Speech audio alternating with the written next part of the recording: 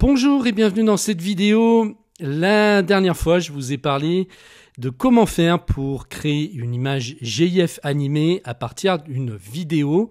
Et pour ça, on avait utilisé un service en ligne de Adobe.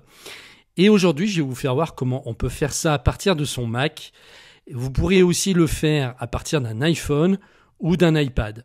Et ça va être encore plus simple que ce qu'on a vu.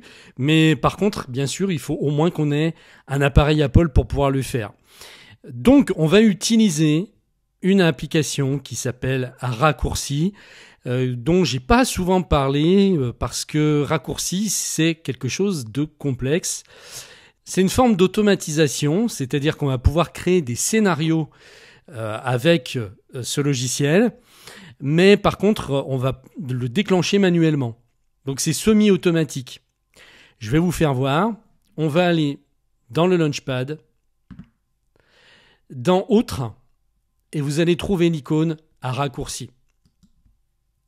Alors j'en ai jamais parlé parce que c'est quelque chose qui est quand même relativement complexe. C'est-à-dire que si vous voulez créer vos propres scénarios, ça va être compliqué. Il va falloir vraiment bien apprendre à s'en servir. Mais la bonne nouvelle, c'est qu'il y a des scénarios qui sont déjà créés pour vous et que vous n'avez qu'à activer. Ici, on va donc en activer un qui va être de demander à ce que le Mac nous crée des images GIF à partir d'une photo live ou d'une vidéo. Et donc là, je ne vais pas avoir à me creuser. Je vais le prendre parce qu'il existe déjà, en fait. Vous voyez ici, sur ces raccourcis, bon, ça, c'est moi qui les ai créés, mais c'est vraiment des raccourcis qui sont très simples, très basiques. Mais là, on va choisir un scénario plus complexe qui est déjà créé. Pour ça, on va aller dans la galerie qui est ici. Et c'est là où vous allez trouver toutes sortes de raccourcis, donc de scénarios qui sont déjà créés et que vous n'aurez qu'à ajouter dans vos raccourcis à vous. Il y en a plein. Vous voyez ici, convertir du texte en contenu audio, arrêter les distractions, ajout de rappels par lot, etc., etc. Par exemple, si on va sur convertir du texte en contenu audio et que j'ajoute ce raccourci, je vais retourner ici, voilà, il va être ajouté à mes raccourcis. Donc si je vais à l'intérieur, vous voyez que ce scénario est déjà créé. Alors celui-ci est également relativement simple. Maintenant, je vais aller prendre celui qui m'intéresse. Donc, dans la galerie, toujours, je vais taper ici en mot-clé GIF. Et là, je vais avoir Create a GIF from a live photo or video. Alors, je ne sais pas pourquoi c'est en anglais d'ailleurs, mais bon, peu importe. Donc, ça veut dire créer un GIF à partir d'une photo live ou d'une vidéo. Donc, je vais l'ajouter à mes raccourcis. Maintenant, je vais pouvoir aller dans tous les raccourcis. Si je double-clique, je vais arriver donc dans le détail du scénario. Vous voyez que celui-ci est compliqué quand même. Il y a quand même une bonne série de choses à faire. Donc la bonne nouvelle, c'est que c'est fait pour vous déjà. Vous n'aurez pas à le créer. Donc maintenant, je vais l'activer en survolant et en cliquant sur le bouton Play ici. Je vais déclencher mon scénario. Là, il me sélectionne les vidéos qui sont disponibles pour que je puisse créer un GIF à partir d'une de ces vidéos. Je vais prendre celle-ci avec ce petit chien, comme vous pouvez le voir. Et là, il me met un aperçu. Je vais faire OK. Et là, c'est fait. Il m'a converti la vidéo en GIF.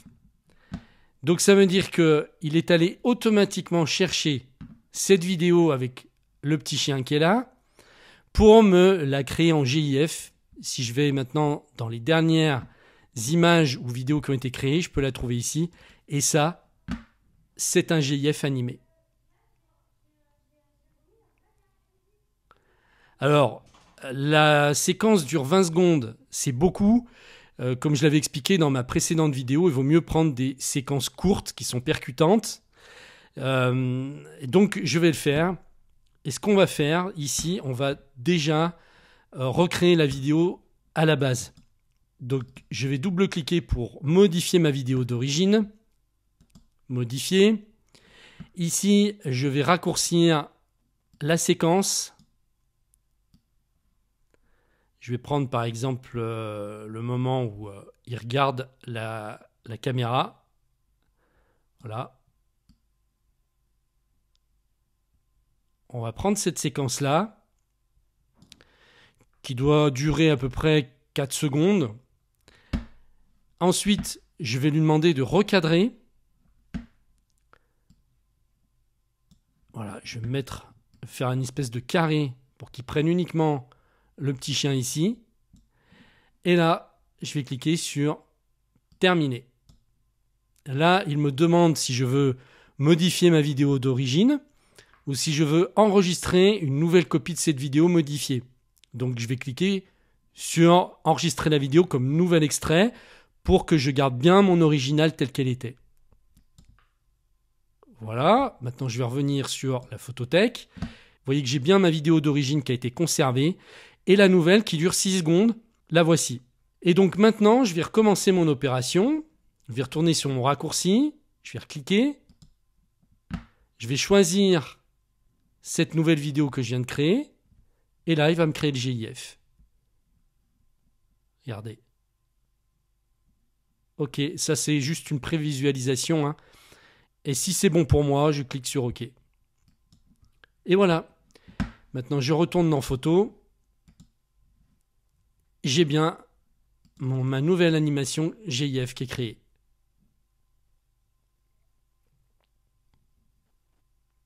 Donc là, après, c'est facile de partager cette petite photo par SMS, par email. Et donc, vous voyez que c'est extrêmement simple de créer finalement vos propres GIF animés grâce à ce raccourci. Donc après, à vous d'aller voir dans la galerie quel raccourci serait bien pour vous. Il y en a pas mal, hein. Donc à vous de chercher ceux qui vous seront utiles. Je reviendrai sur les raccourcis dans une autre vidéo pour qu'on puisse regarder ça plus dans le détail. Là, c'était déjà pour vous faire voir comment créer un GIF à partir des appareils Apple très simplement. Et aussi pour vous faire découvrir cette application si vous ne l'aviez jamais ouverte jusqu'à maintenant. Alors pour ceux qui veulent aller plus loin, eh bien sachez que j'ai réalisé des formations complètes sur Mac qui traitent d'à peu près tous les sujets. J'ai fait des formations complètes sur les applications les plus utilisées mais qu'on n'utilise jamais à fond. Et donc, je vais vous donner des astuces pour apprendre à exploiter votre Mac à son plein potentiel, parce qu'en général, on n'utilise qu'à 15% de ses capacités.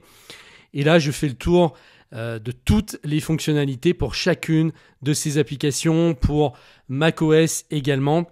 Donc, les liens se trouvent dans la description de la vidéo. Je vous remercie de m'avoir suivi et je vous dis à très bientôt dans une prochaine vidéo.